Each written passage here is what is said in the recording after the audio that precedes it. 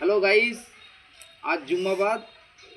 দীর্ঘ রোজা রাখার পর খুব কষ্ট করে এসে যখন আমি একটু এই থামে বিশ্রাম নিয়েছি, ঠিক সময় 1:20 থেকে 22-এর মধ্যে দুইবার ভূমিকম্প অনুভূত হয় শান্তিপুরের বুকে।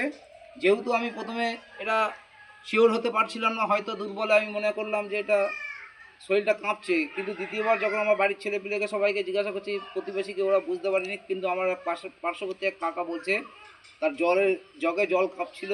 যেহেতু আমি তৎক্ষণাৎ কিছু বলতে পারিনি, যেহেতু খবরটা একটা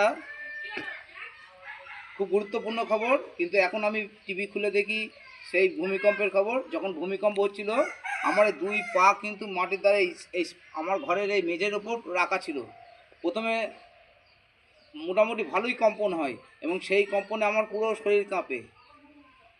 এই হচ্ছে শান্তিপুরের খবর।